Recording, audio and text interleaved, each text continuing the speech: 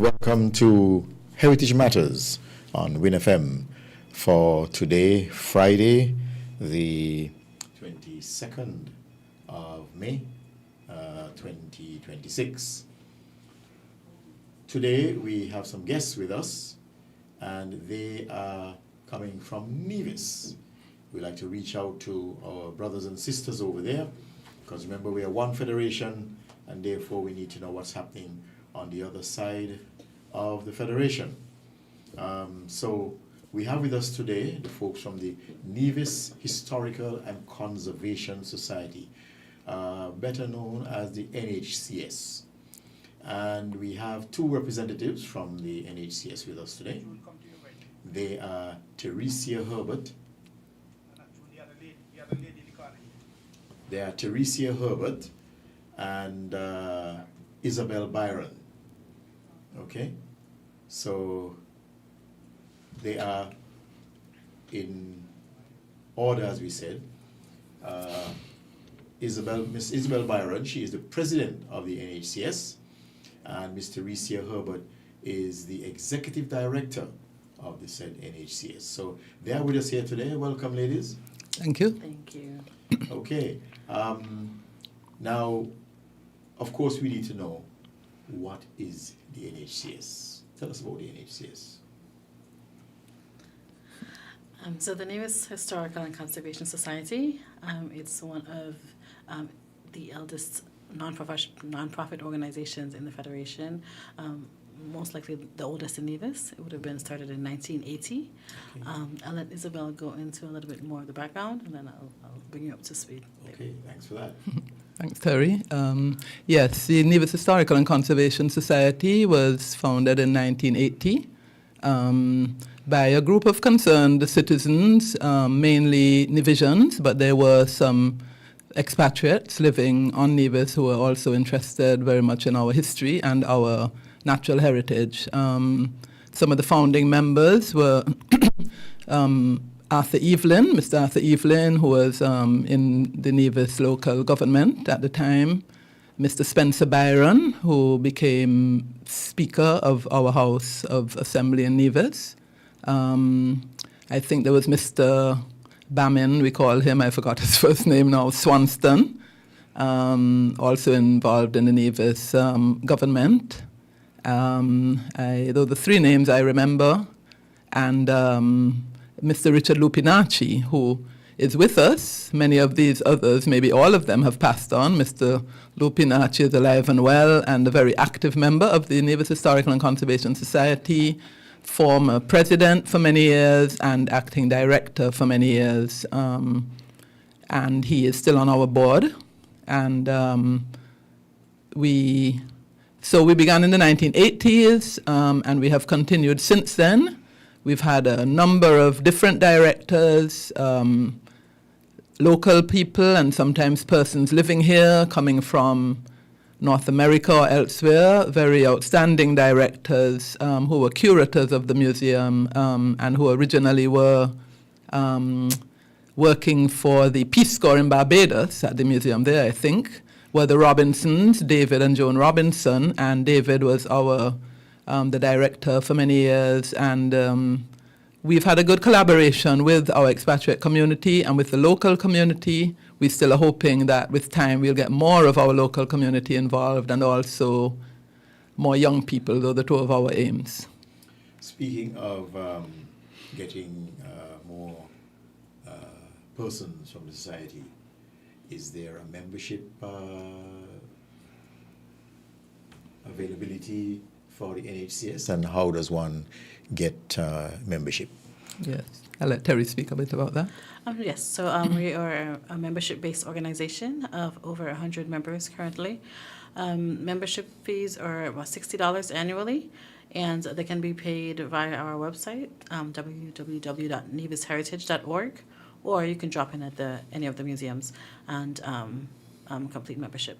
So individual membership is $60. For persons under 18, as we're trying to encourage youth, the fee is $5. Mm-hmm. And for family, we get $100, and that includes 2 adults and 2 children, I think. What are the benefits of membership? So you get free access to our museums. Granted, the museums are not costly for residents and locals. They're 1EC. And so part of us being here is to encourage our St. Kitts brothers and sisters once they're in Nevis to drop by and visit our museums. So in terms of membership perks, free entry to the museum, access to our archives. We host a decent collection of Nevision and obviously some Kiddushin archives. So access to those are also allowed. Of course, you get to participate in our annual general meeting and just sort of assistance during the course of the society. So at the AGM, you can vote Absolutely. for the new directorate. Right. And that gives you at least a little control there in determining who's going to be who. And of course, the individuals themselves can become active participants in the activities and work of the NHCS. Yes, we have several subgroups, subcommittees, some of which we are hoping to become more active. And Isabel could speak to our most active group, which is the Biodiversity and Conservation Committee, which she chairs. Okay. So they get into a lot of. But before we do that, let's start with the actual board right now. What's the composition of board and some of the people who are part of the board right now? Well, our board of directors is, I'm the president, and we normally, I think we can be on for up to 6 years. We in have what, 3 year. Yes. Terms. Yes. And our board is currently, I don't know if we have as many as 16, Terry? 16. Yes. It's a large board. It's a large board. Some obviously more active than others, but we have a nice mix of persons. We have a number of members who live overseas, but they are some of the most active ones. Now you can join online and so on. They're active. They visit Nevis regularly. Some of them are Nevisians. We have Dr. Leslie Wade, who is a top diplomat and presently the CARICOM observer to the UN and a retired top diplomat at the UN. And she has a home in Nevis. She's a Nevisian. And then we also have Dr. Keith Lee Woolard, who lives in Paris. He's a professor at the, it's Columbia University in France, in Paris. Also a very active member. We have a Canadian archaeologist, Dr. Neil Ferris, from the Northwestern University of Ontario, I think it is. Currently in Nevis, he's brought a group of students and researchers to carry out archaeological digs in various parts of Nevis. His particular interest over the years has been the Bath Hotel and surroundings. And we have a number of local persons, also very contributory persons. We have Mr. Greg Phillip, who is a tour guide, a local tour guide, former head of the Nevis Tourism Authority. We have, we don't have as many young people as we would like, but we normally have a youth representative, and presently our new youth rep is Miss Vanel Bailey. And we also have a new member Miss Hazel Chiverton, who joined just at our last AGM in April. We have, as I said, we have Mr. Lupinacci, we have Mr. Todd Miller. Our vice president, sorry, I overlooked her briefly, is Mrs. Mauricia Robinson, who is also one of our legal advisors, we would say, in the NHS. She's a lawyer, and so on. I can't remember all the names, but we do have a good board, and we try to involve everybody, as Terry said. We're trying to. We have also Carol Willauer, who is a very experienced American who experienced in nonprofit organizations. She brings a whole lot of experience and wisdom from her many years working in that area in the United States, which is a very different context. But she can bring some of these to be applied to our local reality. So we have a good board, and Terry will speak more maybe of our efforts to bring in younger people and so on. But I think we're happy with the board that we have presently. That's good. So the board works. It's working, yes. Great, great. And later on, when we'll come to what you're doing and so on, we'll probably get some evidence of these things. But let's talk also about the mission and vision of the NHCS. So our mandate is the preservation of our natural resources, our historic resources, and as well as cultural, tangible, and intangible resources. So we do a lot of historic preservation, and we'll talk about our Bath Hotel project, which is one of our major projects in terms of historic preservation. Again, the Biodiversity Committee does a lot of environmental work, so that's where we cover the natural resources. And in the past, we had a joint project with St. Kitts, right? The Intangible Cultural Heritage, which was funded by UNESCO. Yes. Okay. So, you guys are charged, as it were, with looking after the natural, cultural, historical environment, and the intangible cultural heritage of Nevis. Yeah. What projects do you have at the moment in regards to any of these? We're currently working, we received a grant from UNESCO. It's called the Memory of the World, and it's a digitization initiative. So it's about $53,000 that we'll be using to digitize the archives that I mentioned before. And we'll also be seeking ways to sort of encourage youth to do some youth training on digitization. And we also want to involve sort of a community call to, one, boost our archives, but also to get the community involved in the work that we do. And the way we hope to do this is to just doing a call for persons who have historic pictures or other images that they would like, and you come in, you bring it, we sort of teach you or show you how to digitize. So then we get the copy and you take your photo with you. So that's one of the ways we're trying to draw the community in. But overall, the project is meant to help us safeguard our very delicates. Yeah, that's an important project for all organizations now in terms of preserving records, because over time, physical records in the form of paper tend to deteriorate somewhat and probably need some high-end type of preservation methods that are sometimes difficult, because you have to look at things like temperature, humidity, handling, and that sort of thing. I always note, for example, when you see videos or pictures of people going to museums abroad and they want to go through certain records or even some of the artifacts, you see the first thing that the guys do is put on these white gloves, white cottony gloves, before they handle anything. The pages of the book and how they delicately turn those pages and so on and so on. So do you all wear the white gloves in the NHCS? We will be. Okay. Yeah. And I imagine that the project to digitize is continuing successfully. Yeah, so we just started, so we're procuring some equipment, and we'll be gearing up definitely by the summer. Yeah. So what kind of equipment is necessary for that digitization? So it sort of depends on what you're digitizing. We also have a robust, and which we haven't mentioned yet, an archaeology center. So we have in excess of 10,000 artifacts, and so digitizing those require a different sort of equipment. Those require photography. Right. So that would be sort of I think it's called photogrammetry, and so it's sort of doing a 3D, coming up with some 3D images of those. For the regular digitization, it really requires sort of just a really good camera and the backdrop, and so we're getting the lighting. And good lighting.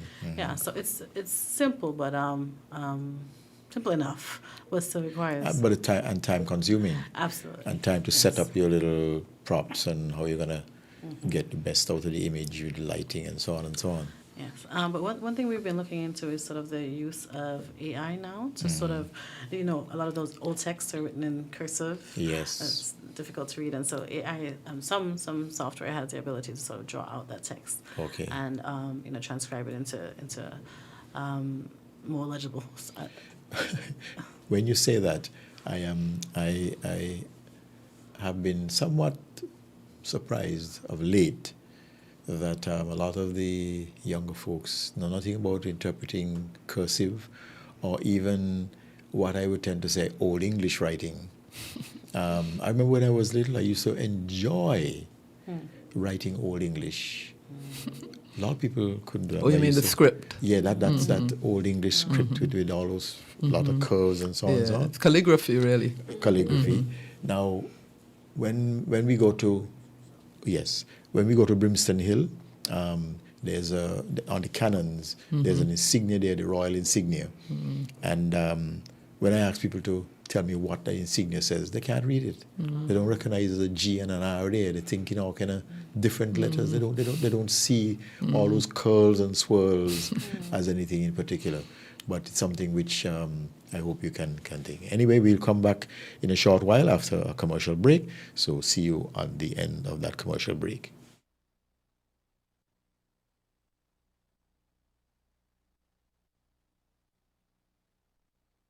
WINN is 98.9. 98.9 is Win FM. Here are your Horsford's Value Mart IGA Blue Tag Special. Running May 14th to May 27th.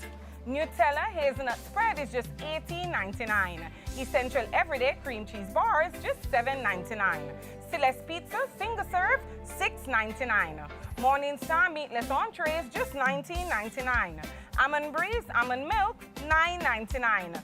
Suavitel liquid fabric softener just $21.05. And now our value deals. Essential everyday pasta sauce $9.99. Essential everyday pastas $4.99. Essential everyday cereals $10.99. Essential everyday ice cream cones $7.99. Essential everyday freezer bags $8.99. Soft soap body wash $19.99. Shop smart, shop value mart. Tell them in Spanish. Sea listo y haga sus compras aquí en Value Mart.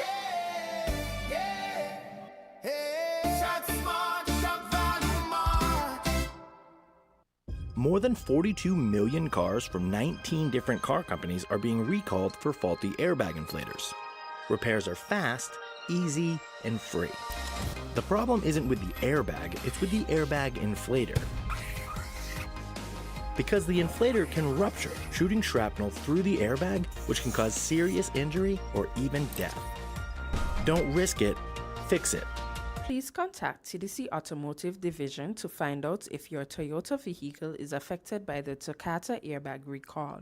Visit or call us at 465-2511 in St. Kitts or 469-5430 in Nevis. Campari. Red Passion. Embrace the mix. Campari Red Passion. Full action, this is Red Passion. Embrace the mix. Add Campari, make it turn and twist. Add your chaser in your drink. Campari Red Passion, make the nicest mix. Campari.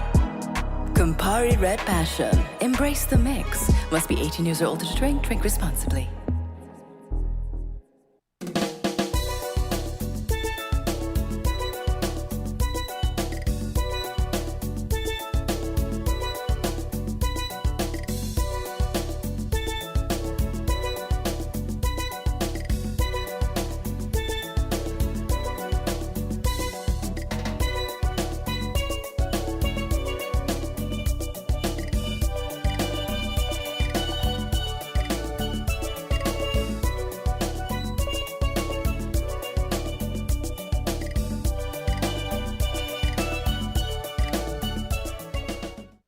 Okay, welcome back to Heritage Matters. And with us today, we have two guests. They are Ms. Isabel Byron she's the president of the Nevis Historical and Conservation Society, and Ms. Teresia Herbert. She's the executive director of the same organization. They're here with us talking about what's happening on the cultural, historical, and the environmental landscape in Nevis from the perspective of the Nevis Historical and Conservation Society. When we took a break, we were talking about their current project of digitization, where they're trying to put all their records and artifacts and so on in digital format rather than relying solely on the physical records. And one of the benefits of digitization will also be, I imagine, the access by computer. Tell me about that. Well, that's sort of important because when I came on to NHS, my question was, our archives aren't accessed often by locals, and at all really by students. So my concern was how are they doing history projects if they're not accessing our archives? Because a lot of this stuff isn't available online. But then I was told that they're sort of doing more Caribbean studies, right? So it's not really focused on our local history. Okay. So it's important for me for them to be able to have access to their history, so that they can. We really can't judge them for not knowing the history when we're not specifically teaching that history, and if it's not accessible to them, right? Right. And then from an academic standpoint, available research draws more researchers, right? And so that's how we get more technical experts to come to our islands, by them being able to see what's already done and seeing, okay, this is possible in this space, and being able to come here. Would there be any kind of charge for digital access to the records? We still have to work through that because, of course, we have to. It has to be sustainable, but then for locals, we don't want that barrier. So. Right, because I know, for example, your St. Kitts equivalent, what is now the National Trust, which was previously the St. Christopher Heritage Society, they had what is called a documentation room that was open to anyone, students, visitors, researchers, to come and look through their records and find things. And of course, they had to use a system of cataloging to be able to find things. So for example, if you wanted to find out about Fort Charles, they would look down and see what material they have on Fort Charles, bring you the correct material that they have, whether books, manuscripts, reports, archaeological records, and so on, and put those in front of you. So you have to go through the physical record. I believe at some point they were working on digitization, but I'm not sure how far they have reached with that. But the digitization makes it so much easier because you can just come in, sit behind a computer, and you can do your searches and come up with what you want to, and maybe even find that there are ancillary things that you can get further information from, because in the research for one topic, you might come upon other topics that, let's see what that says, and so on and so on. So it makes it a lot simpler and more easy to find information that can be pertinent. Yes, and also it protects the actual records themselves, which are fragile paper records. From wear and tear. Yeah. But this isn't our first experience of digitization in Nevis. Okay. There was a big project with the British Library many years ago, I think it was in the early 2000s, and this focused a lot on official records, government records and so on, court documents and so on, and this has been a separate project with there's a small government archives in Nevis. Just one person, Mr. Delvin Clark, is the one who was trained for that and presently and doing it. Well, I think he has an assistant.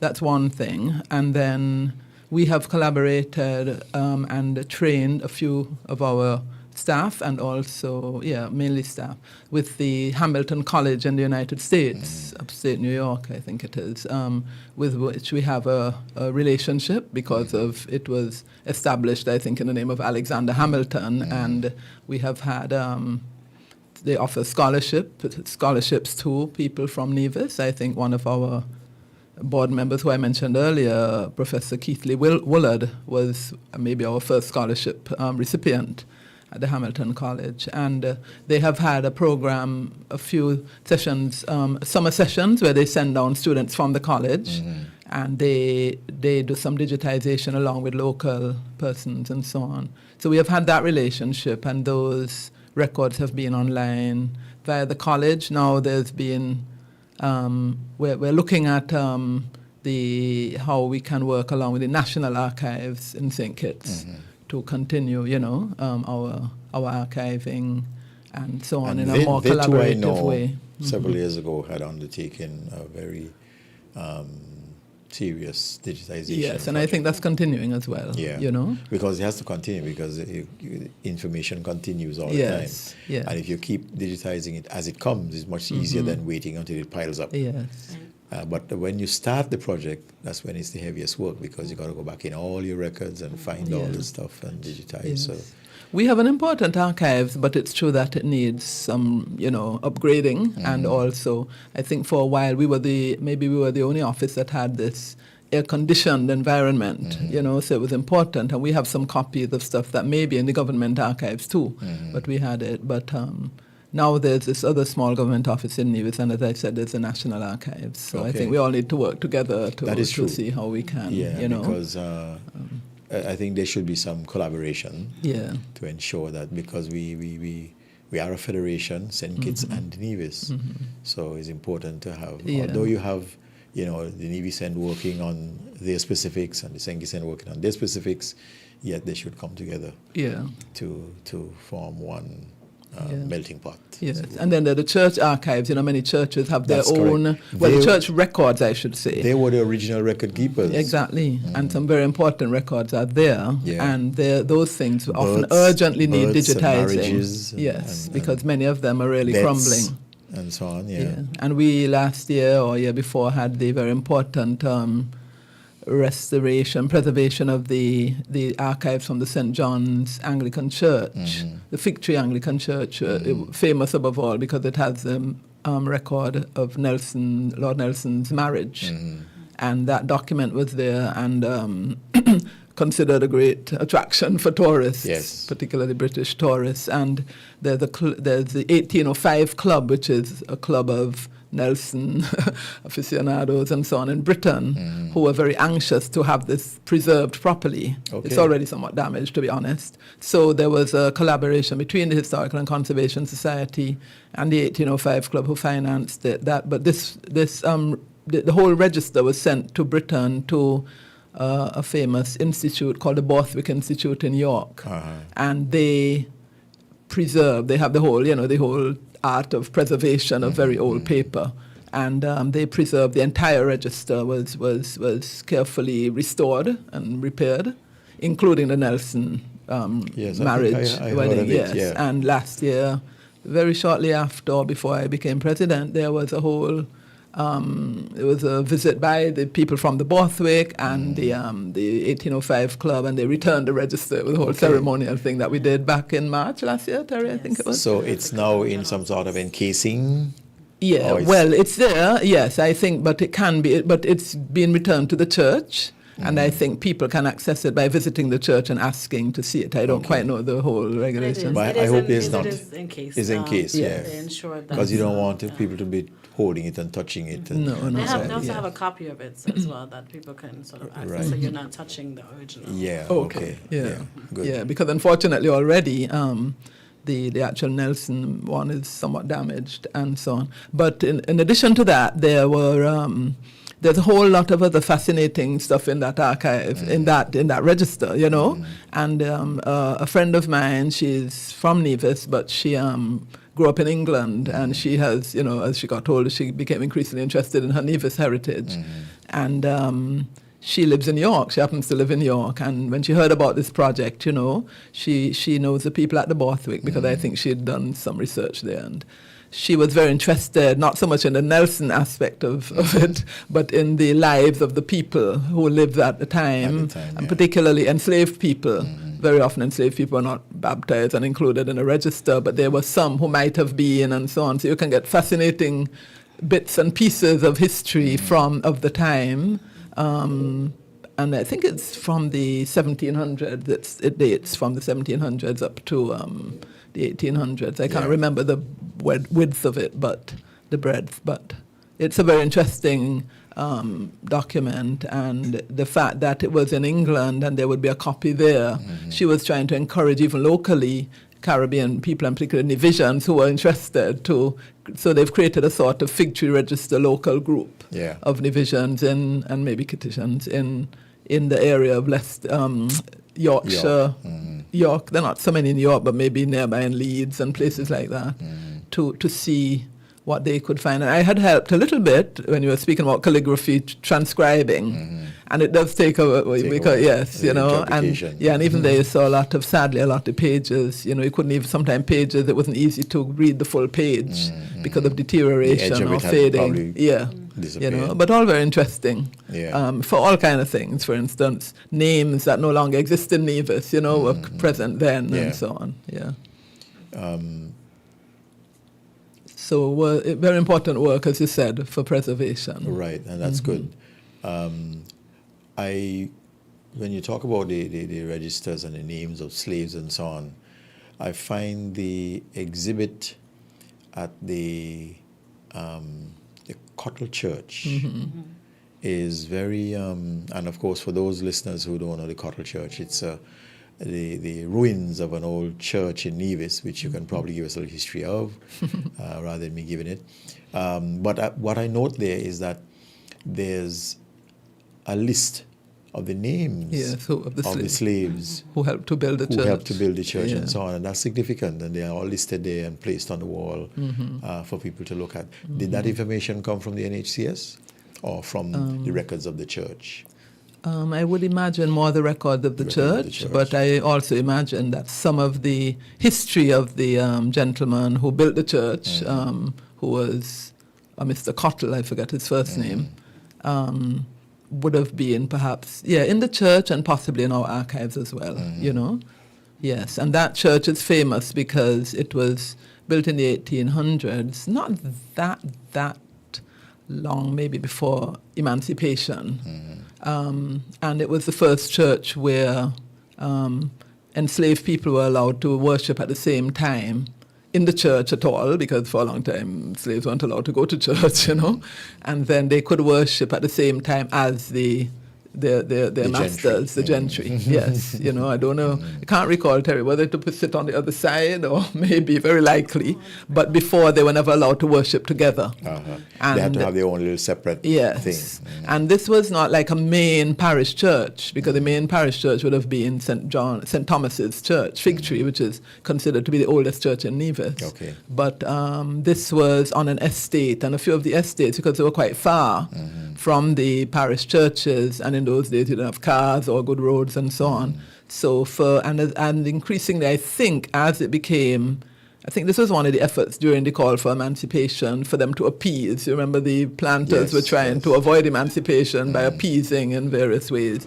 And one was to allow the enslaved to have access to Christian religion and so on. So a few of them built these chapels. I think they call them chapels of ease or something. Maybe they were originally built for the whites themselves, but gradually, maybe later on, more were able to attend. But Cottle's Church was the first where the enslaved people were allowed to attend the services. All right. Well, Terry, you had anything to mention that's about interesting that? there. Yeah, it was very interesting. What I wanted to mention was, in relation to that, last year we were very pleased to host the launching of a film called Of Stone and Spirit. Did you ever see that yet, Percy? No. Yes. Terry, maybe you could speak a little more about that? So it's available on YouTube, so I'll share it with you. Okay. Of Stone and Spirit? Of Stone and Spirit. It was the director, his name is Ed Annunziato, yeah. So it's maybe a 30-minute film about the history of Nevis churches, and just the two older. The established, what we call the established churches, which are Anglican and Methodist. And maybe Catholic? In Nevis, there was very little Catholics. It's just Nevis. It's not St. Kitts. If they spoke of St. Kitts, they would have to mention Catholic. And the stone and spirit, the stone was most of these, particularly in Nevis, but even in St. Kitts, built of stone. Yeah. Because Nevis has so much stone, you know. So some of the original churches were built of wood first. Some and burnt then down. Fires burnt them, Yeah. and they realized Yes. stone rebuilding was Right. the best option. Right. You know, but in Nevis, from early on, like that one at St. Thomas's, you know, it was built as early as the 1600s, you know. And St. Thomas so is that one when you're coming on the hill. hill. You know, the you hill. have the lovely, I love it's the beautiful, isn't it? Yeah, Gorgeous view. I love the Really location. lovely, yes. Related, and I don't know how recently you've been, but recently we had there have been renovations or restoration, I should say, of the manager's house at the Hamilton Estate. And so there we've been able to assist with some of the wording for the panels, and so there also has a list of the enslaved persons. Okay, very nice. What that was working, I think, at maybe 1830. No, what year was it? That there's like one set year that the enslaved persons are listed for. Okay, I haven't actually seen that yet, but I know I heard Dr. Meredith speaking about it. Okay. So that great house being restored and The manager's house. Yeah, converted into a sort of museum, really? No, so it's being used as a cafe right now, and they offer tours of the machinery at Hamilton Estate is pretty intact. Hamilton Estate and New River, I think, are our best examples of. Yes. I love New River. Yes, gorgeous. And the stonework and the work that would have been done prior to heavy machinery, absolutely amazing. But so Hamilton Estate, they offer tours now so that you can understand how the machinery worked, and it would have gone from sort of animal drawn like mills to straight through to the steam engine. So it's actually it's leased by, it's European stroke British couple, and they are the ones who are doing this. Well, prior to that, there was interest in Hamilton because it was one of the last functioning estates. I think New River was the last functioning, but Hamilton functioned quite late, post-emancipation in Nevis. And you find those are the ones that have sometimes the best machinery available. Yeah. So, but there doesn't seem, I don't know, there must have been a great house at Hamilton, but what has been renovated, they call it the manager's house, and that was functioning like into the 90s. And I remember as a child passing down that road, which is sometimes like a bypass road into town. Well, it is, and it particularly was used when I think they were repaving the main road back in maybe the 70s or something. And that house was at the time used as an office because there was it wasn't sugarcane then at Hamilton, but it continued to be an agricultural estate. Yes. And so on. But with time, it deteriorated, but it's being redone. And you would know Miss Janet Hull, Hull, yes. Well, she grew up in that house because her father was a manager. Okay. And they grew, estate man, and they grew up there. And it's not a huge house, you know, but she was able to help the Merediths in reconstructing it. Because they tried to reconstruct it's wooden. And but knowing what was where. Yeah, exactly. Yes, and she recently celebrated her 80th birthday, and she had it at that site. It was lovely. That's wonderful. Yeah. So it's been a nice enhancement. We have an estate here called Lambert's Estate, and the National Trust for our History and Heritage Month in February. We chose that estate as one to do what we call each year our Heritage Hike. Okay. And we went there because the stone architecture that's left shows that it was probably one of the grandest great houses in St. Kitts. Really, really grand. Impressive, imposing. But with us, unknown to me until it was revealed, was a lady, I don't remember her name, who said that she lived there in her childhood with a parent similar to the Hulls, who her father was the estate manager and whatnot. And she was, I would say, appalled and distraught because all the buildings that she had known had deteriorated to next to nothing. Yeah. And she was, like, something needs to be done here. I wish somebody would get this done, get it restored and put back the way it was, and so on and so on. And it goes to show that the history doesn't only go back to the times when the Europeans occupied these buildings, but also in subsequent times when local people took over these estates and were managing them and running them. I think I remember a cousin of mine, John Saunders, he was the estate manager for Belmont Estate. I remember we used to go there and visit him on Sundays sometimes on a little drive around the island. And they have many, the Lakes, I remember, they ran an estate. And so it's important sometimes, not just for the European connection, but even our locals are somehow integrally connected to a lot of these estates. Yes. Okay? And they have an almost emotional tie to it, you know? Yeah, well, clearly Miss Hull has that. And I do remember there was a gentleman, he's passed on now, his name was Albert Powell, and he recalls working at Hamilton as a child, you know. He's passed on now, but he moved to the United States, to Connecticut. But he was a very valuable, and then he returned home when he retired.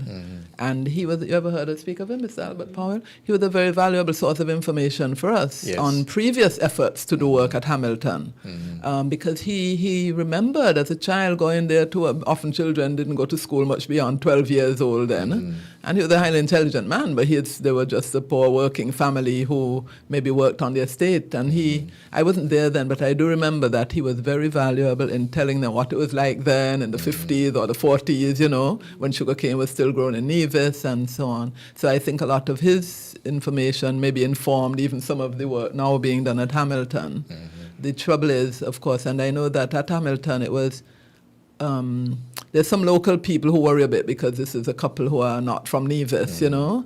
Right now they're leasing it and hopefully it will remain in division hands. But very often there's not the money locally to do it, you know. And I know some people in the area have approached me and said, you know, what's going on there? We used to be able to wander onto the estate and so on. But we say, but you still can go. It's not that it's not, you know, accessible.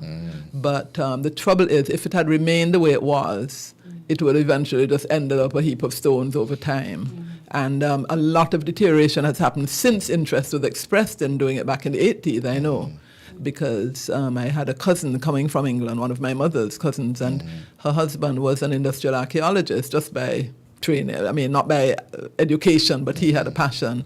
And he was fascinated because of the machinery which came from Derbyshire and places like that, where my mother came from. And he was fascinated and did a kind of survey of the ruins, and not the ruins, the remain, whatever. And he was proposing then, back in the 80s, that something be done. Sadly, little was done until so many years later, but what he wrote was valuable to them in being able to write about what it was like and so on, you know, and educate about it. And I think it's something that schools would be very interesting for schools. And similarly in St. Kitts, I must confess, I know very little of the Kittitian estates. I need to visit a lot of them. I don't know much about them, and I know there must be fascinating stories, especially as your estate, I mean, your industry, sugar industry, continued up to very recently. Up to 2005 or 6, I think it was, 2005. 2005, yeah. So, you know, good. So we'll continue our discussion as we take a commercial break.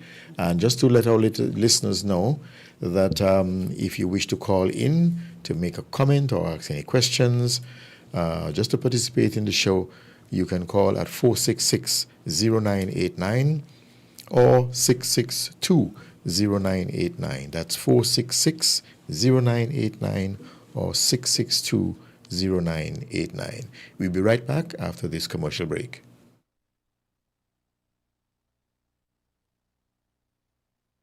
We're different. We're 98.9. 98.9. Win FM. More than 42 million cars from 19 different car companies are being recalled for faulty airbag inflators. Repairs are fast, easy, and free. The problem isn't with the airbag, it's with the airbag inflator. Because the inflator can rupture, shooting shrapnel through the airbag, which can cause serious injury or even death. Don't risk it, fix it. Please contact TDC Automotive Division to find out if your Toyota vehicle is affected by the Takata airbag recall. Visit or call us at 465-2511 in St. Kitts or 469-5430 in Nevis.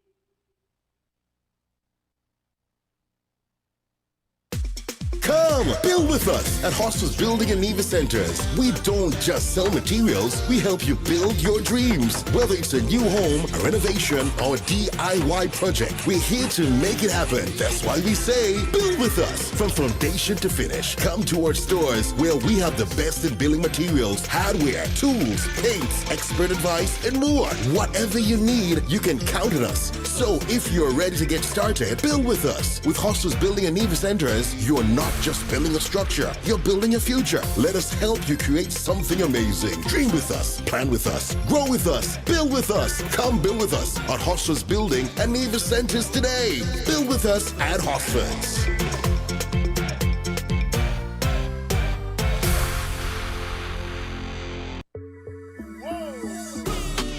It's in the feeling in our we talk. It's in the meaning in our spot. It is the thing that sets us apart. Who we are. 'Cause the rhythm of life keeps pumping. Together going strong. No matter what, we keep things flowing. Before we will go all in. Our hands up in the sky. Celebrating. Come let your rhythm flow. Campari. Red Passion. Embrace the mix. Campari red passion, full action, this is red passion. Embrace the mix, add Campari, make it turn and twist. Add your chaser in your drink. Campari red passion, make the nicest mix. Campari! Campari Red Passion. Embrace the mix. Must be 18 years or older to drink. Drink responsibly.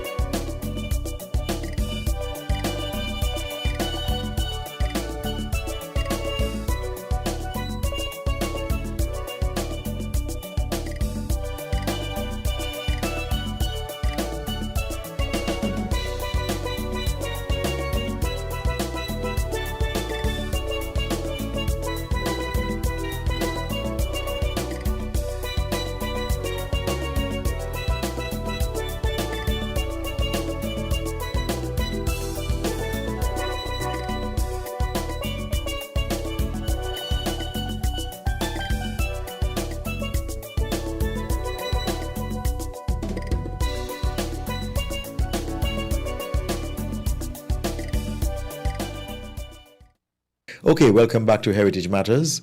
And as we said before the break, we invite or encourage others listening and viewing persons to call us anytime at 466-0989 or 662-0989. And with us today, we have Miss Isabel Byron. She is the president of the Nevis Historical and Conservation Society, and Ms. Teresia Herbert, the executive director. And we are talking about Nevis history and Nevis conservation and so on and so on. And we just talked a little bit about the New River Estate and the Hamilton Estate. And there's something also that's pretty much in the current line of sight of not only in Nevis, but also in terms of St. Kitts.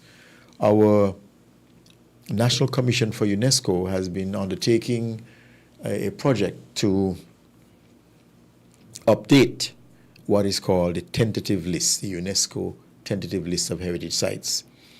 This is a list that will record for UNESCO other interesting sites that have a possible, or I should say a possibility of being or becoming UNESCO World Heritage Sites. But before they can be considered as such, they must appear on what is called the UNESCO tentative list of World Heritage.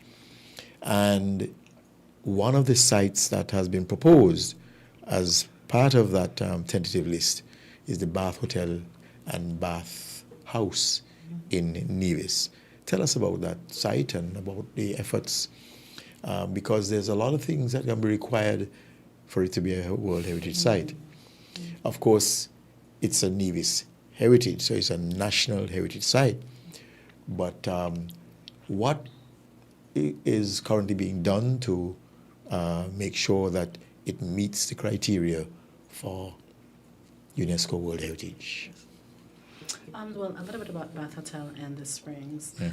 So the hotel is thought to have been built around 1800. And it's what's unique about it is that it's one of the only non-military structures that's built. It was built, of course, by the hands of enslaved labor. So it has 2.5 floors. I think it's 14,000 square feet. I might get incorrect, so I'll verify for you. But it was built complementary to our hot springs. And while the hotel is over 200 years old, the hot springs date back over 400 years and possibly older, no, definitely older. Because it's well, as a natural spring, it's probably thousands of in years terms of the records. But in terms of its use, right. Or documentation. That is true, yes. So it's definitely thought to have been used by indigenous populations. And then during the colonial period, we have records of enslaved persons being sent there for healing, and not just enslaved persons visiting the island. And military persons, because I've seen records where the military in the Caribbean, people from Barbados, Antigua, and so on, when at certain times they were sent for R&R, rest and recuperation, and Nevis was a popular place to send them where they could get some therapy in the hot springs of Nevis, which they said was very good. Yeah, and there was a record even of a slave from Barbados who was sent, an ill slave, by his master sent him there, and he seems to have yeah, must have been. Yeah. Unfortunately, he got better, maybe only to continue being a slave. But well, maybe he was one of those well-treated slaves. I imagine. And the funny thing I find is that a lot of us, we think of slavery as a whip and beatings and so on and so on. But from a lot of my readings, there were some bad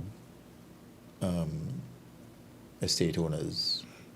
But I think there were some who were a bit more humane and concerned about their slaves, as we call them. We refer to them as enslaved people, and they treated them. Some were treated good, but there were, of course, there were those who, and of course, we kind of focus on the ill treatment. Yes, well, that predominated. You know? Yeah. But there were some people who treated their slaves very well. Yeah. So you mentioned about the military coming to Nevis. So that's sort of how the Bath Hotel came about, right? As being the first sort of hotel in the Caribbean, and the focus on sort of being wellness and therapy because of its tie to the streams. In the bottom floor of the hotel, I think some of the streams actually run through, and so you can actually bathe within the hotel itself. I didn't know that. It rose up to the baths and baths. I thought it was just the bath house that's just below. Well, that had baths as well, but the hotel itself has. And so it's thought to have been built by John and Grace Huggins, but the proof of that is a little sketchy. So, and that is sort of one of the barriers that we face in terms of trying to go up for UNESCO recognition, right? There is so much required in terms of what needs to be known about the space in order for it to be considered. So those are some things that we're working on, trying to, we've already turned over as much as we can to the person who's charged with considering this. So we'll see. We are the only site that's being considered in Nevis. I think there are 3 other sites in St. Kitts. I was told Spooners. Yes. There's Spooner's estate, which was a cotton ginnery. There's the petroglyph site at Wingfield that bore the markings of the Kalanago people who lived there. And I think the third one is Charles Fort, which is the fort just below Brimstone Hill, which was built before Brimstone Hill, and which technically was, as it were, responsible for the creation of the Brimstone Hill Fortress. Okay, so those are the 3. I remember before that, and this was actually listed already on the tentative list from somewhere around in the 1990s. There was the only other tentative site that was ever listed, I think, was the Charlestown. Yes, The that was town of Charlestown. Yeah. That was a big initiative. And it was being pushed. I remember I spent 4 years as representative for St. Kitts and Nevis on the UNESCO World Heritage Committee. And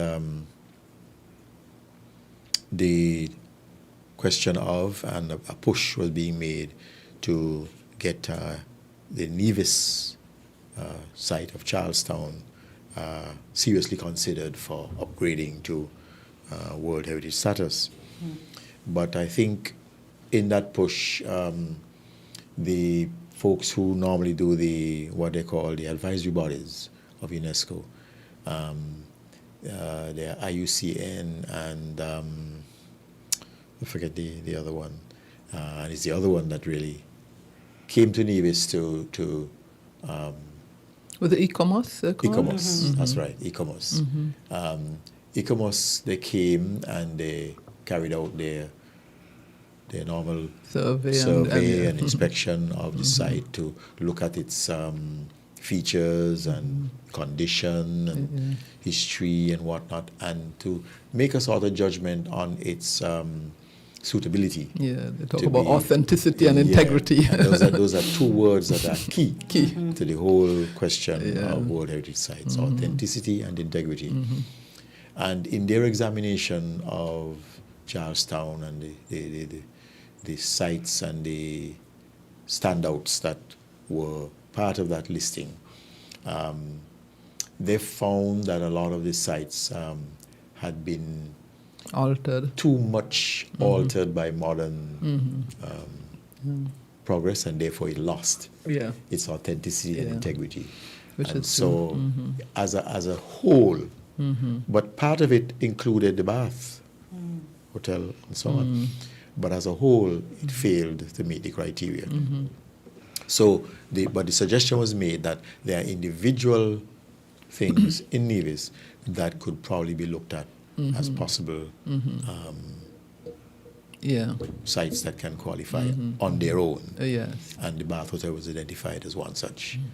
And so that is where it came into the prospect of being put on the tentative list, so that further research and all the things that are necessary for its consideration can be put in place before making a formal application to UNESCO. So I wish you guys luck with that. I hope that you can get everything in place. I was kind of distraught, I would say, because having visited the Bath house in particular, a number of occasions, to hear one day there was a fire. And it was shortly after I had done a detailed visit into the Bath house. I've been to the Bath Spring itself many times, but never went into the Bath house. And when I went in there, I was fascinated with it. And to see how much of it was still intact. And then there was the fire. Yeah. And that I said, oh no, that's going to be a big setback. Because it means now there is going to be more of a requirement for restoration. Especially now that, and I don't know how much recording has been done of what was there before the fire to assist in that renovation. I think while I was there, I might have taken some pictures as I went around. Yeah, I must say I've never been in, so I mean, you know. This is the thing. I maybe peeked through a window or something, but didn't really go in. Yeah, you'd hear people talk about these things, but they've never been there, and people take it for granted that it's always there, so hey, why worry? You know? Well, I worry a lot about, you use the word restoration. A lot of what we do, and generally in Nevis, they call it renovation, but they're very different things. Exactly. And that's where we fell down badly in Charlestown. Yes. And I think it's a lack of understanding and a lack of maybe the type of expertise that they have. I mean, Europe is really the classic for when you talk about restoration and retaining the original, you know? Exactly. We don't really have that. And I think a lot of it has to do with our history and who we were and who we are. And we have such an ambivalent feeling towards many of our historic buildings because they represent Europe and they colonize all these things. Slavery and all that. And then we're so influenced by America, and many of our people, you know, for self-improvement, so many of us have migrated to places like America, and many people think that places like America or modernization is the way to go. Yes. You know, and they don't think, so if you're going to restore something, modernize it so it looks... Yes, you know, right. And that has been the problem. And, you know, and people dismiss you even if you speak of it. You know, they think you're trying to keep back progress and so on. And then the irony is sometimes I remember seeing a TV program, I think it was about maybe that same island our visitors were talking about yesterday, Cape Verde, you know, the Cape Verde Islands. And it was either them or Sao Tome and Principe, one of those Portuguese former colonies in Africa, which the islands a little isolated from the mainland. And, you know, you can see, there was a documentary maybe on Al Jazeera or something, and the places look so amazingly like how they would have looked for 500 years ago. And the people, you kept them because they don't really have the money to so-called modernize anyway. And maybe by now, anyway, they've been recognized as these sites. And they're probably so accustomed to it being that way that they don't want it to be anything different. I don't think they do, you know, but we have this idea. But I think a lot of it is the influence of, I attribute it a lot to the influence of America.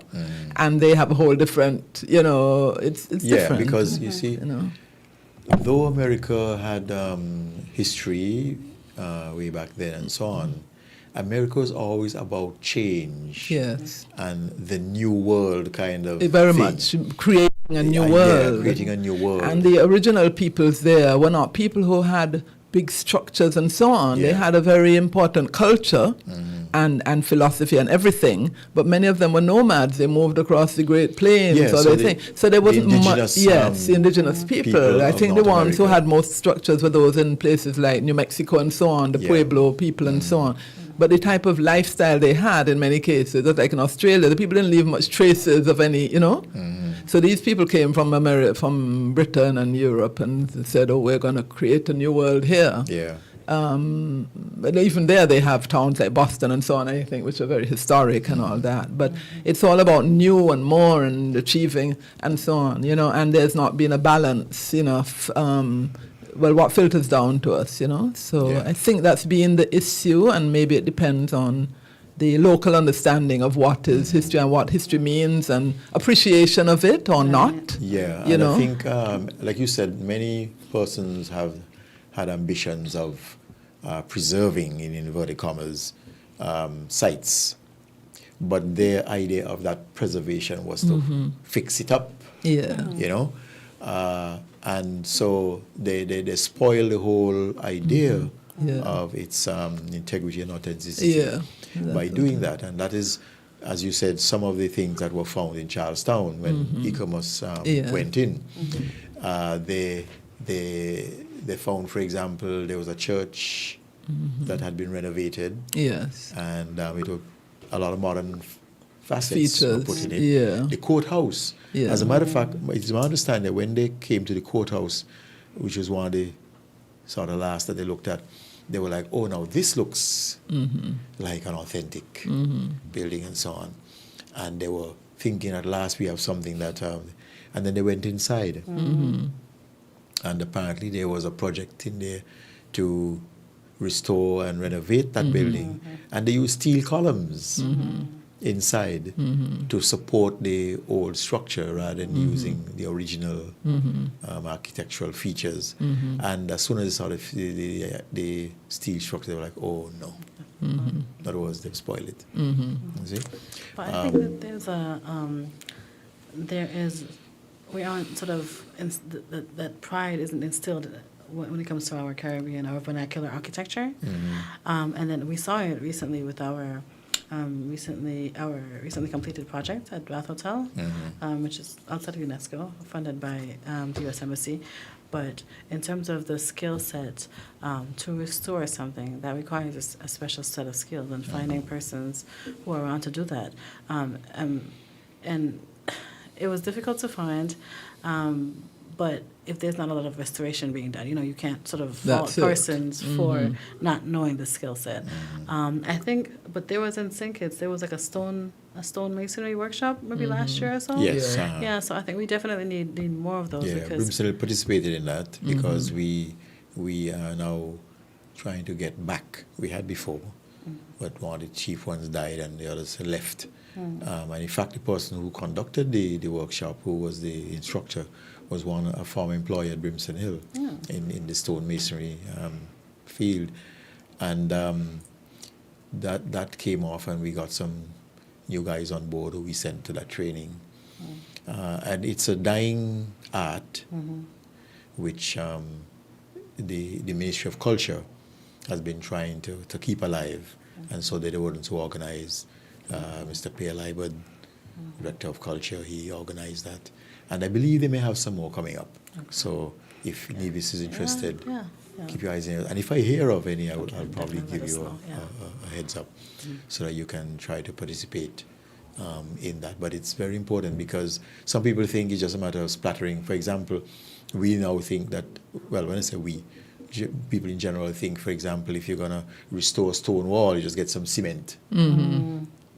No, most of those stone walls were constructed using lime.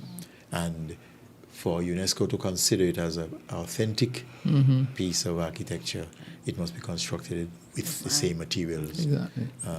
Or I should say restored. And they distinguish between restoration and rebuilding. Restoration is how it was originally. Bringing it back to its original form in almost every respect. Using the original material, original techniques, and also following the original plan. Right? But if you have a building, let's say, that fell down, like we have some at Brimstone Hill, we don't have the original plans. So we don't know what it looked like in its original form. But if we say, well, let's just build it back and create something, but using the same stone and maybe even using the lime, it still won't be authentic because it's not built according to the original plan. And they won't accept what you put there unless they can see that you follow the original plan. Okay. You see? And they so you suppose there are buildings like that now at Brimstone Hill that you can't build them back because it will destroy the integrity of Brimstone Hill. For example, we have the artillery officers' quarters, okay? And we keep it as a ruin because we don't have the origin, but we try to stabilize, we say, stabilize the ruin and leave it there. And that has a lot more character, funny enough. To a lot of people, most of the weddings that are kept there and other functions, it's always used as a backdrop for that. Yeah, well, that's what was done with Cottle Church. Yes. And that was the idea of Clive Mitchell. Correct. He was a British man, Englishman, it was his idea to do Cottle Church. And people thought, a lot of people even now say, why he didn't build back the church and put on a roof and so on. But he said, no, we keep it as it was found, but just stabilize. So we used to be involved with Cottle Church. Now it's the Chatterton family because they own the land. But we hope really that they will keep that idea, because the only thing we have done is put in a wooden brace at the roof just to stop it from falling in. And that I think is allowed because, and it's wooden, it's not steel. Of the techniques or what, stabilization yeah. technique, yeah. And so on, but initially people felt that way too. They thought he was going to rebuild the church, and of course that could have been nice in a way, because people could have come and worshipped there. But he, coming from the European knowledge, he'd seen all these sites in Britain like that, and it has an atmospheric thing to it. It's it really does, and like you said, that too is popular for events and weddings and so on. Yes. Very beautiful, At Brimstone Hill, we have we always get approached by people about, you all need some modernization up there. But you don't understand that that's just not allowed. Yeah. We would love to put lots of water slides and overhead rides and zip lines and all the fancy things that are the now thing, but they are not part of the integrity and authenticity of the site. Yeah. And we have some, as you know, going up the hill, there's some arches that you have to go through. Those arches were built in the day, of course, as a defense mechanism. You could only enter through these arches. The walls were high and people could scale the walls easily, and so on and so on. In those days, the only type of vehicular traffic you had was what? Carriage, horse and carriage. Horse and carriage and donkeys, right? And they came through that quite easily. They were built for that. And you need to roll a cannon through or whatever, right? But nowadays we have tour buses going up there. Can they get through? They manage to get through? Really? But it's a little tight. Driving challenge for them to ride, especially the bigger vehicles like the coaster buses and so on. And some people refuse to go, and they keep telling us, "Why y'all don't widen those arches?" The moment we try to do that, it's lost its authenticity and integrity, and will be declassified as a World Heritage Site. Sometimes, and there's one place where there's a wall that is just beyond the same one of the arches, and they say, "Y'all need to move that wall, push it back." Is that where the sharp turn is? One of them, just as if you pass the ticket booth and you come through the first arch, right, and you turn there. It's especially difficult when they're coming out to turn to go out. They learn how to do it, but at the same time, their thing about it is they want it to be easy, move the wall back.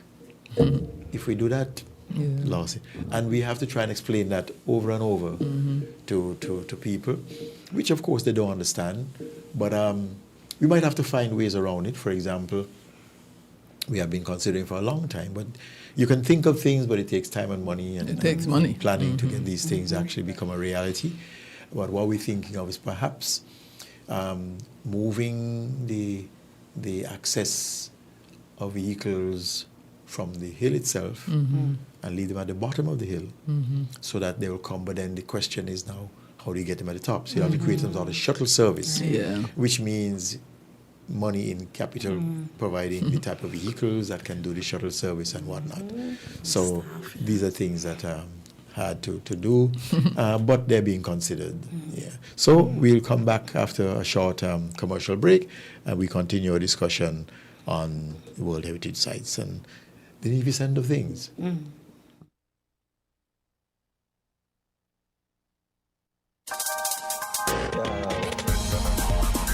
We're different. We're 98.9. 98.9. Win FM. Come, build with us at Hostels Building and Nevis Centers. We don't just sell materials, we help you build your dreams. Whether it's a new home, a renovation, or a DIY project, we're here to make it happen. That's why we say, build with us. From foundation to finish, come to our stores where we have the best in building materials, hardware, tools, paints, expert advice, and more. Whatever you need, you can count on us. So if you're ready to get started, build with us. With Hostels Building and Nevis Centers, you're not just building a structure, you're building a future. Let us help you create something amazing. Dream with us, plan with us, grow with us, build with us. Come build with us at Hostels Building and Nevis Centers today. Build with us at Hostels.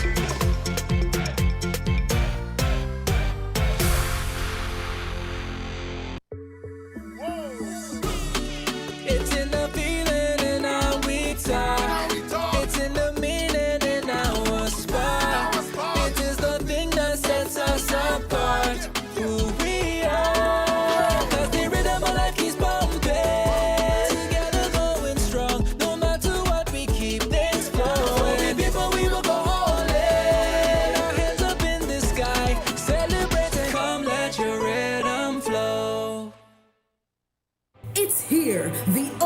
Toyota RAV4 has arrived at TDC Automotive with bold styling, advanced technology, and the versatility to match your lifestyle. This is the SUV built for wherever the road takes you. Now available. Get yours today or place your order with our team. Visit us at the C.A. Paul Southwell Industrial Site in St. Kitts or Penny's Industrial Estate in Nevis. TDC Automotive. We're number one for a reason.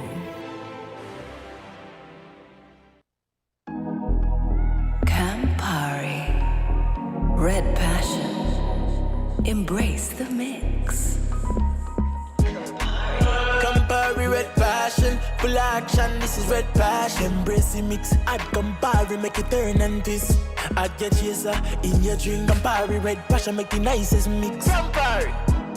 Campari Red Passion. Embrace the mix. Must be 18 years or older to drink. Drink responsibly.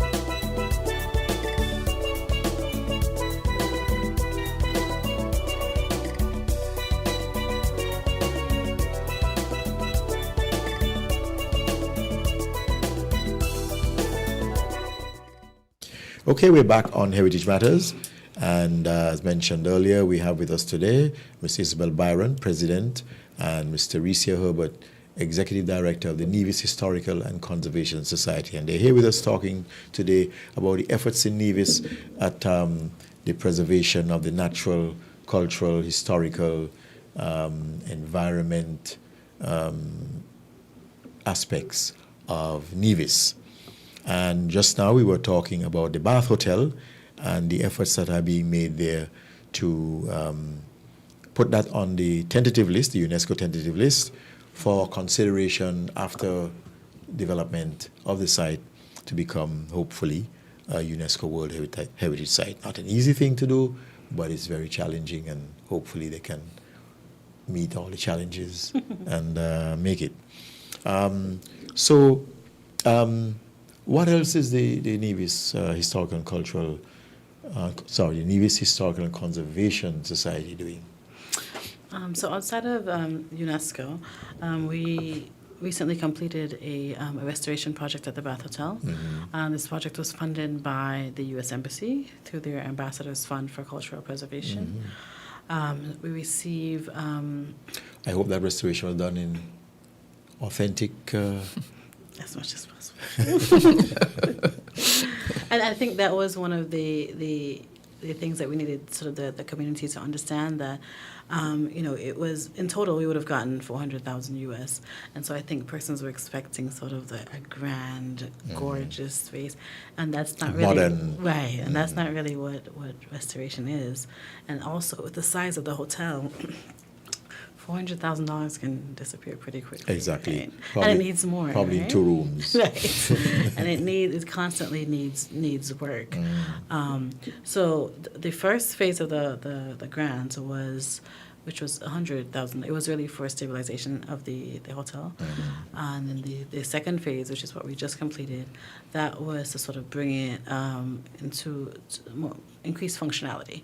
Right. So we completely rewired the building from top to bottom, and I mean, had you seen it before, there were wires hanging everywhere, live wires, bats electrocuted by wires.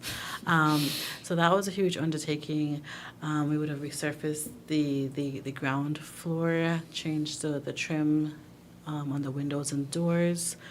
The second floor, you would have fallen through. There were gaps. One of our staff almost fell through. Yes, wooden floors. But it's replaced by wooden floors. Yes. So we had to do a lot of that. Carpentry was a lot of the labor involved. And the same on the third floor. Well, the third floor is the most aesthetically pleasing.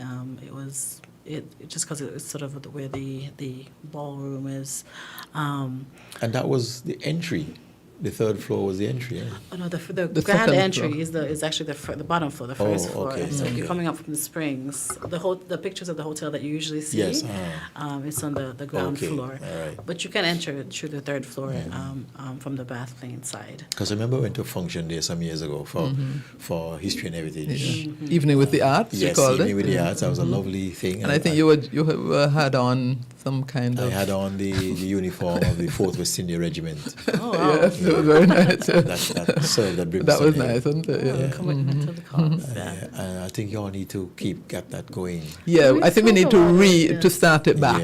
Yeah, It was under Pauline Gunjiri, I think. Yeah, it was a and we lovely, need. Yeah. So and the entry was from that top floor, you know, and that was nice.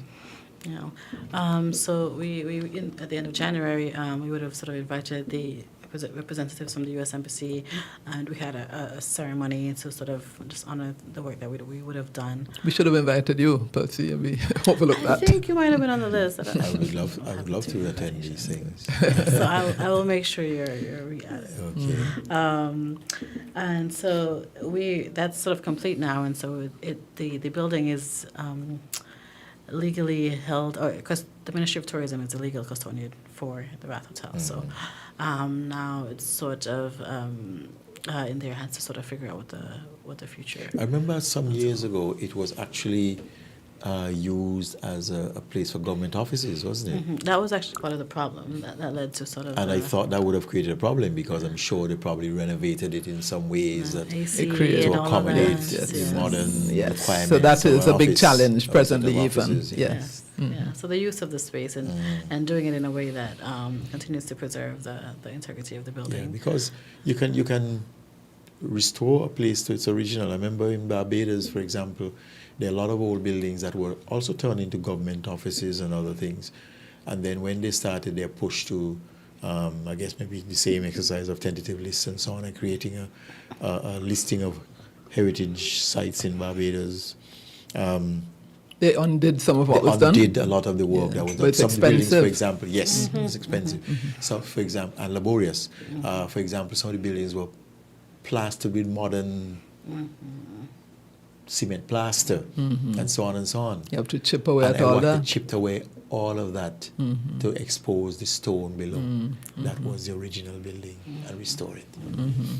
You know, things like that. Well, I think some of that would have to be Will done at need Bath to be done at Hotel, Bath you know, Hotel, but yeah. we didn't have that kind of money to do that type, to go that far, you know. But Terry was going to speak about the relationship. We developed a very good relationship with the U.S. Cultural Fund, Ambassadors Okay. Cultural Yes, Fund. I've heard of the Ambassadors Cultural Fund. Tell us about that. Yeah, so, well, for one, the Bath Hotel project, it was unique in that they often, at least from U.S. Embassy Bridgetown, hasn't funded a restoration project. So we were the first that they funded. And then to receive funds a second time is even more unique. So they really saw the value in the Bath Hotel, and they're obsessed with the place. So we're looking now, you know, jointly with the Ministry of Tourism, to see how the hotel can be used in a way that protects the building itself, serves the community, and it's sustainable, so that, you know, it can bring in some economic impact. Is there any consideration for bringing it back as a hotel? No, I think No? the ship has sailed, yes. I think that was mentioned, but it was considered not to be so, and maybe not the best way to use the building. Okay. Right. But definitely the ideas for some aspects of a museum, you know? Yes. I And think some that's a wellness. good idea. Yeah. Yeah, and some wellness sort of space to keep the sort of theme Yes, of the theme of wellness and Yes, so on. okay, Yeah. yes. And the stream, as you know, is still a very popular place for locals That's right. and, And visitors. like, Yes. Yeah. go to the bath stream. And I find that water is hot. It is very hot, yes. Yes, it is very hot. But you don't But want it's it to good. not be hot. 'Cause Yeah, then you but have- it's hot. I mean, I think it's even hotter than some of the springs. Not that I'm an expert on springs, but yeah. Yeah, I really remember hot. someone said recently, you don't want to be bathing in lukewarm water with the rest of Nevis, so it needs to be hot. So- It's true, yeah. And the good thing about it is it's moving water. Mm-hmm. So it's not like it's just Static. stagnant water that's staying there when everybody bathing in it. You know, the water that you bathe in moves on in a few minutes.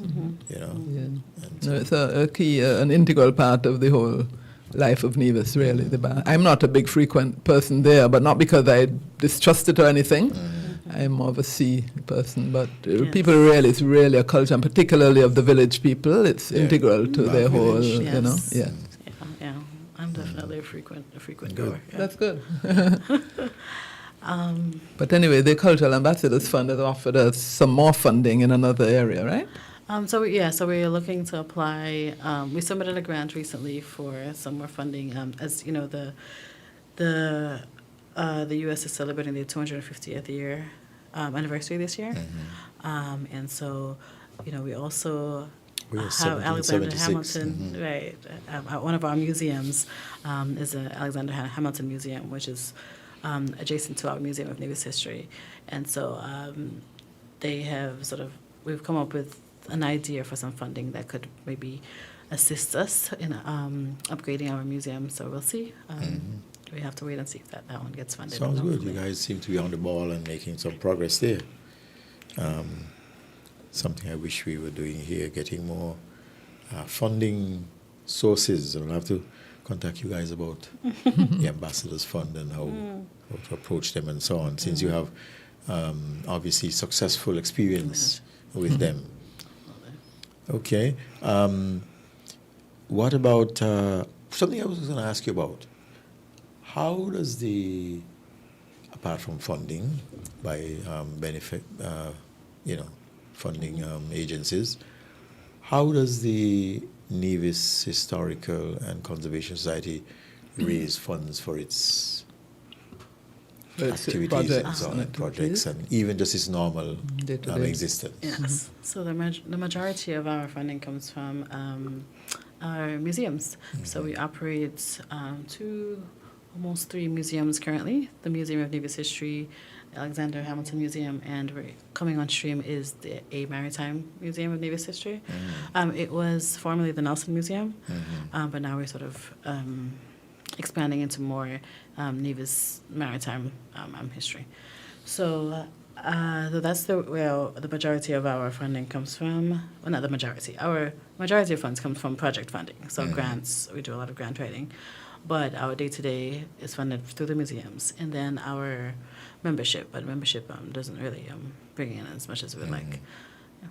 And we also get a government subvention as well from the NIA. Okay. Yes, annual subvention. That's good. Which is helpful, very helpful, especially for our staffing and things like that. Because that's the first thing you have to take care of, your immediate overheads, Yeah. staffing and that sort of thing.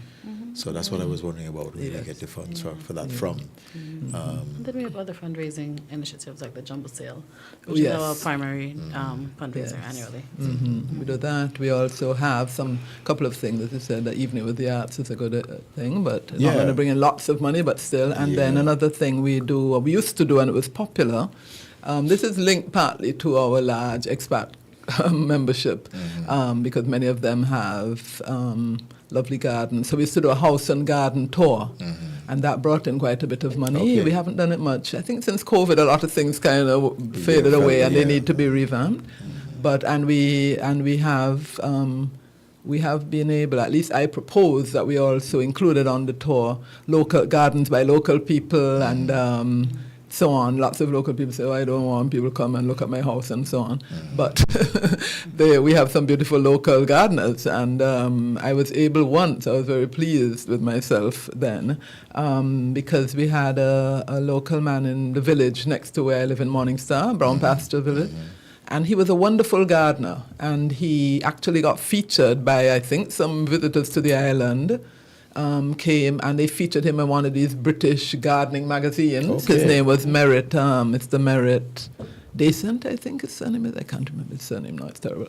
But he was this wonderful gardener who used to work at the Morningstar Estate, you know. And he just loved flowers, and he had a green thumb, and he would visit his house, and it's wonderful. And people would buy, he would sell plants and so on. And after reading the article. I think I went to buy some plants, and his wife came and said, "Did you know he got featured in this magazine?" And it was so, uplifting to me. That's right. This just humble, lovely man. Yeah. And I told the board, we must include Mr. Merritt. His name is Merritt. He just passed away last year, at the end of last year. I think he was 80. But I said he needs to be featured in our house and garden tour, And they did, and he was so pleased. He said, "Girl, all day long people come by me place, all kind of people. It was lovely, to have somebody." And I'm sure he got more clients in terms of his. He didn't landscape for people, but he sold plants. He did it as a love. Yeah, he sold plants, at a very reasonable price, and so on. So that was nice, and that was the way I began thinking we have to look around and look at more local gardeners or traditional homes. We have a few people still keep their lovely traditional homes, Yeah, because I noticed that's a dying, what should I call it, pastime of people just keeping nice gardens. Yeah. Everybody just so busy outside the house that they don't bother with the aesthetics of the well, Division, they're very much into their homes, houses traditionally. So I think we have some nice gardens. But what I liked about Merritt, it was him. A lot of the time now, as we get more affluent on the whole, people bring in landscapers. Yes. But then the landscapers, it tends to be a kind of uniform look very often, whereas Merritt had his own look. Yes. And the landscapers look beautiful, but I like when people are just another person. I've tried to get him on it, but he is not agreed yet. It's Chesley Manners, Chesley, who's a local historian and storyteller and so on. He's a wonderful gardener, and I told Chesley, we need to include you in our house and garden tour, Get him on. Yeah, so hopefully if we return to it, because we want to revive it, right, Terry? Yes. Yeah, so. Talk about gardens. You guys are also involved with certain environmental projects. Do you have any current or recent? Yeah, well, 2 successful ones recently were done with the assistance of the Global Environmental Facility, Jeff, and one was in a very difficult area, the same New River Coconut Walk area, which was once a very important sugar estate in Nevis historically, but which has become increasingly eroded and so on by livestock, wandering livestock, and it's a drier part of the island. And there is a spring up in the hills above, and there's a pond and so on. It's called Devil's Copper. And it was a spring. I think the name New River meant that there was a river there, or maybe a stream, because Nevis hardly ever had real big running rivers. But it was a spring coming from the mountain or from the Butler's Mountain area, because it's as you're going around that area, where we have the waterfalls and so on. And it has become a center of agricultural activity, because they were able to use the spring to irrigate farms, and they have to struggle, the farmers who work there, but I admire them, because one of the better farmers there, if I'm going around the island in that direction, I often stop to buy things. He manages to produce stuff, very hardworking. He has a little store right at the side of the road, yes. I passed there and I've stopped and bought. Yeah, and he produces lovely pawpaws and stuff like that, Anyway, but the area below, approaching the coast, because it goes all the way down to a lime kiln, just like how in St. Kitts you all have lime kiln. There's an old lime kiln where they produce the lime that preceded the Portland cement, and that was used for building. And that's now nearly in the sea, because there's been a lot of coastal erosion. But anyway, we got this project to restore. It's not really reforestation, because there wasn't a forest there. Maybe there was when Columbus found the island, but there was subsequent sugarcane and cotton production, and the land. So the original vegetation would have been denuded for centuries, But now it's very badly eroded, and a lot of wandering livestock. And after sugarcane ended in about 1954, the production of it, it was a government animal farm, and they would keep cattle and so on, and that was more managed. But with time, that kind of ceased to exist and so on. So we had a project to replant a certain area, because the government allocated to us, which was very appreciated, a certain amount of land that we could try to restore in some way. And 2 of our members, Miss Jenny Lowry and Mr. Keithley Amry, who was the former director of agriculture, you may remember his name, Keithley Amry, he's been involved with. I think he has some Christian connections. Yes, I know him, And they They were the ones in charge of the project. It was funded by Jeff and later an affiliate of Jeff called IWECO, which Dr. Hallis Haley was in charge of. And we replanted. The aim was to start planting grass and shrubs that could adapt to very harsh environments because it's dry and also a lot of sea blast. So, but we successfully planted native, and the idea was to plant native things like sea grape and seaside maho and various other things. And coconut trees. And a lot of the coconut trees initially, the sea blast was so difficult, the Atlantic side of the island, it was so harsh, a lot of them couldn't even survive low down. And coconuts are pretty high. So we had to bring them higher up. But anyway, and we fenced it. We tried to fence that area, and the sea blast rusted away a lot of the fences. But despite all of the difficulties, we have successfully recovered a large area of land, and we want to come higher up now. And in the higher up we go towards the old estate building at New River, it will get a little less intense sea blast, and we might be able to grow fruit trees and things like that. And lately, the money finished. We successfully completed the project. I think it was successful in terms of what we achieved. And recently, the IUCN, there's a local office here, they have approached us because they are doing a kind of similar project about reclaiming land, eroded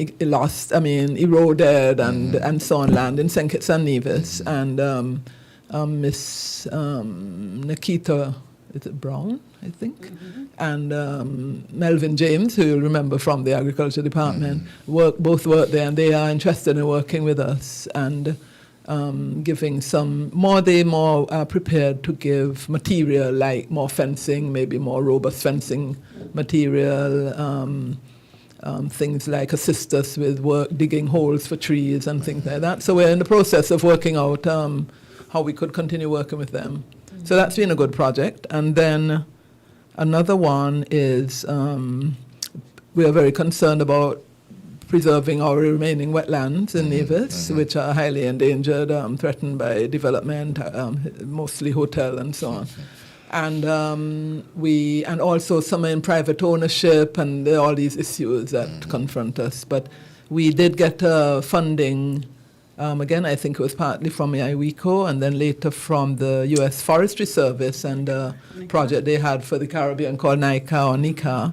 And that was about helping islands preserve forests and wetlands and so on.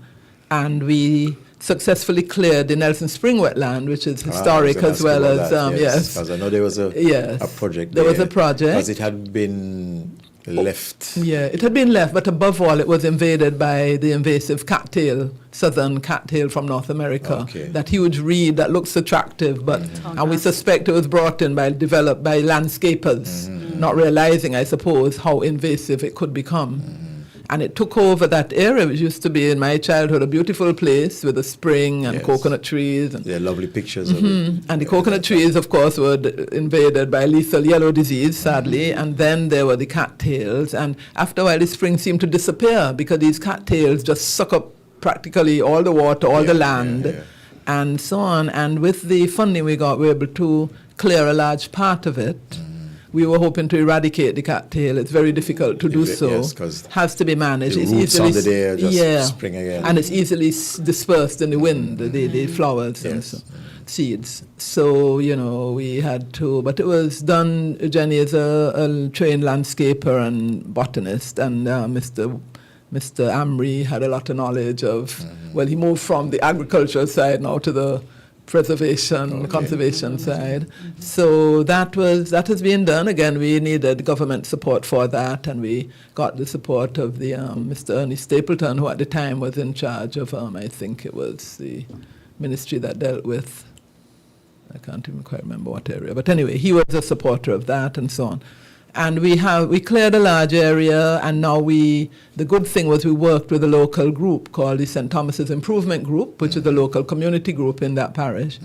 And it was really a good collaboration because they are now partly in charge of keeping the area, trying to maintain. It's very hard to, as I say, eradicate the cattails. We had to get equipment, special equipment. We had to plant. We did some tree planting. But what was amazing, and you were able to see that, Yes. was how the wildlife came back, did some particularly the birding. birds, because during COVID we had a wonderful that bird training Right. thing that was done with you and Linnell Bonaparte, yeah. And we had a wonderful outing there, and all these birds returned, the butterflies, the red crabs that weren't there, and so on. So it was a wonderful success story, but it's an ongoing battle. Yeah. Partly because the land is partly in private ownership, and there's threats of land being sold. And the water quality. The water quality, That's too, is a right, worry because there is already adjacent condominiums, and sometimes there's an issue of, seepage into the pond of water, and then that is discouraging the local community from keeping it working there. Yeah, because when you're getting rid of these cattails, sometimes you have to be in the water itself. Yes. So we have a range of challenges, and there's a whole lot of development that seems to be threatening to take continue along the coast of Nevis. Most of that coast was wetlands, and so much of it is disappearing. There's always such a fight between the conservationists and the developers. Yes. And usually developers win. Yes. I know that area was also one of those areas that were a feature of the coconut tree landscape in Nevis. Mm-hmm. Has any effort been made to restore that Pinnace and so on area of Nevis? We'll talk about that when I can tell you about that after the break. Okay, all right, we'll take a break now then. And then when we come back, we're going to talk about the coconut trees and reforestation in Nevis. That was such a beautiful, iconic kind of landscape in Nevis. We'll be right back.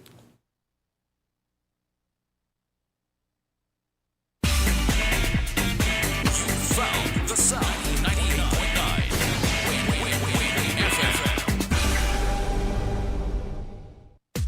Come, build with us at Hostels Building and Nevis Centers. We don't just sell materials, we help you build your dreams. Whether it's a new home, a renovation, or a DIY project, we're here to make it happen. That's why we say, build with us. From foundation to finish, come to our stores where we have the best in building materials, hardware, tools, paints, expert advice, and more. Whatever you need, you can count on us. So if you're ready to get started, build with us. With Hostels Building and Nevis Centers, you're not just building a structure, you're building a future. Let us help you create something amazing. Dream with us, plan with us, grow with us, build with us. Come build with us at Hostels Building and Nevis Centers today. Build with us at Hostels.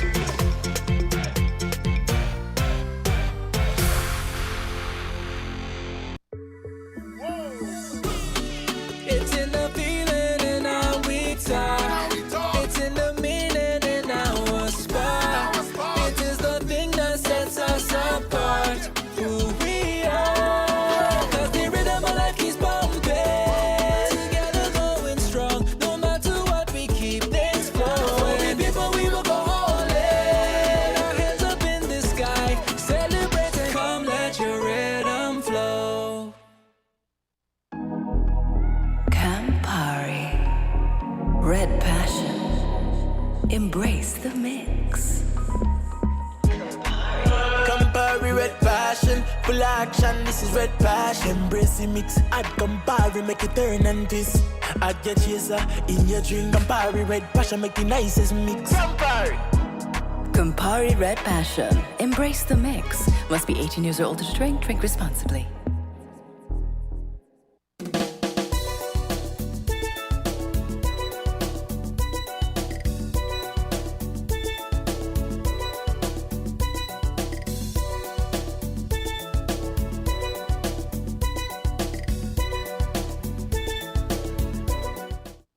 Folks, we are back on WIN-FM, Heritage Matters. And we have with us Miss Isabel Byron, President, and Teresia Herbert, Executive Director of the Nevis Historical and Conservation Society. And we're talking to them about culture and history and heritage in Nevis.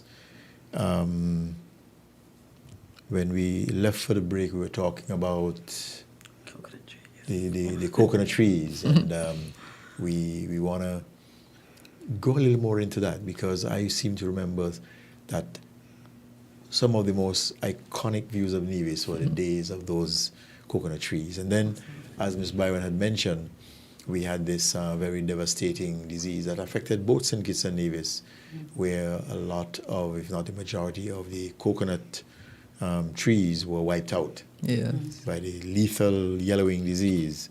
So tell us about, are there any efforts in Nevis to restore that landscape or the... So we recently secured a small grant from the Community Foundation of the Virgin Islands.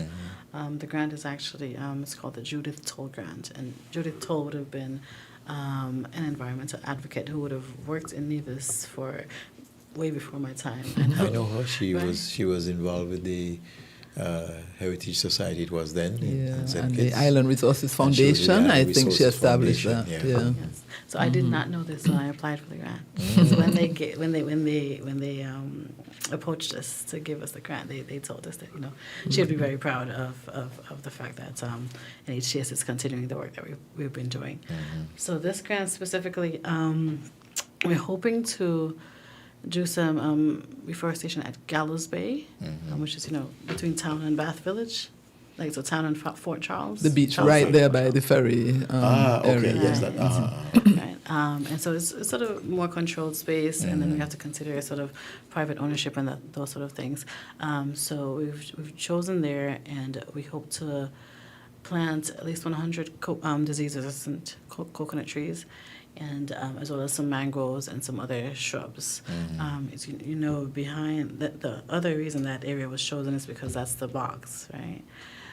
The bogs? Yes, so that's a local name for it, but it's a wetland as well. A wetland. Yeah, and that's and a spring, because Nevis spring water comes. And that the Bath Spring comes down there to the end of it, way over on the southern side. Exactly, exactly. So I think it's probably our largest manifestation of white mangroves. There's a lot of white mangrove there, but we would like to reintroduce, if possible, some red mangroves. Yeah, so the bogs, as we know it locally, really assist in sort of the prevention of erosion and sort of flooding, when there's the surges. So it's very important that we keep the bogs remain healthy. And so coconut trees, of course, used to sort of be the front line of defense before the mangroves. So we're hoping to do to replant some coconut trees. And as I said, some mangroves and some of the shrubs over the next couple of months. And we're hoping that this can be a very youth-involved initiative. So over the next couple of weeks, we'll be recruiting. I like that aspect of it.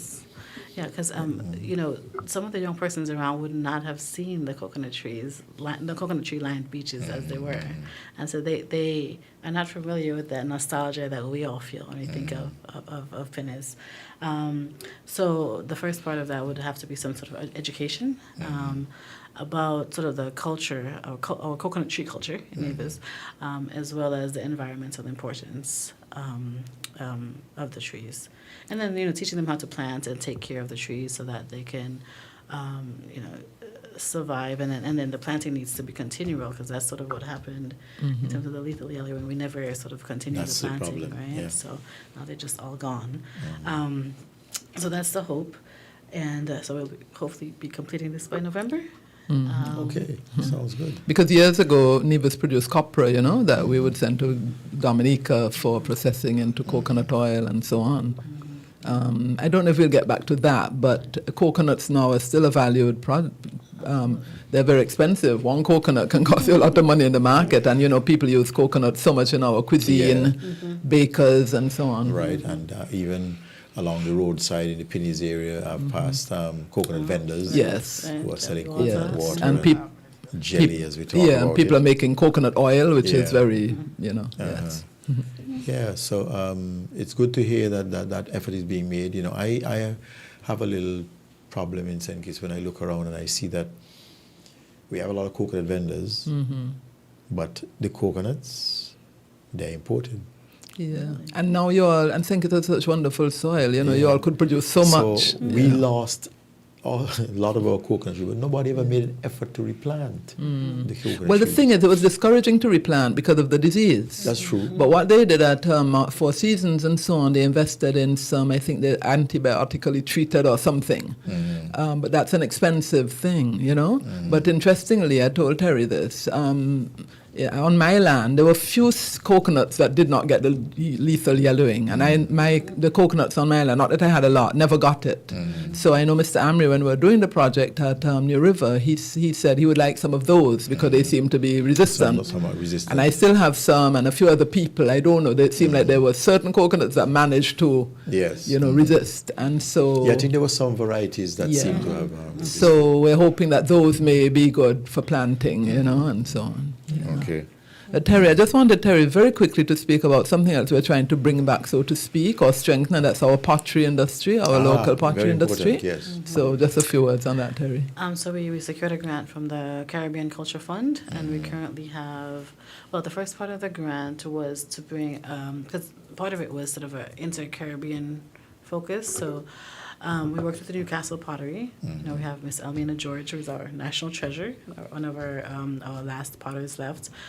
So her, we engaged a potter from Barbados, a master potter from Barbados, who came and trained 20-something persons in sort of the hand technique. And then now currently we have 6 persons who would have completed that class doing a secondary, so a more of an advanced intensive in Barbados with him currently. And the hope is to sort of revive our this ancestral art that we have, that is pottery, our traditional way of firing, which is is unique, and you know, also allowing for it to be economically viable. So they also will be learning sort of the kiln techniques and stuff so that they can produce faster. It's also all a part of sort of the maintenance of the culture. Yeah, that's very good, because I sort of suspect at some point that was kind of on its way down, but I'm glad to hear some effort is being made to revive it and keep it going, and maybe train new people in the art and get it going. And hopefully we're hoping that the pottery itself will be able to receive a facelift and improvement, the building and the conditions for the people working there and for tourists and so visiting. Great. Sounds good. Okay, well, so Ms. Byron and Ms. Herbert, thank you so much for being with us. It was an interesting discourse, and glad to hear what's happening in our sister island. And we have to collaborate some more. And we will certainly want to have you back on the program from time to time, not just once in a while, from time to time, to keep us abreast of what's happening in Nevis. And we certainly appreciate you guys being here. And we will be glad to see you again pretty soon. Thank you for having us. Thank you so much for having us, and we must invite you over to Nevis, maybe on one of our local radio stations as well, to talk about so much in St. Kitts. I don't know about the local history and the local sites. So. We'll be glad to do that. Yeah. So that's it, folks, on Heritage Matters for today. We hope you enjoyed the program and the information shared, and do join us in the next 2 weeks for another edition of Heritage Matters.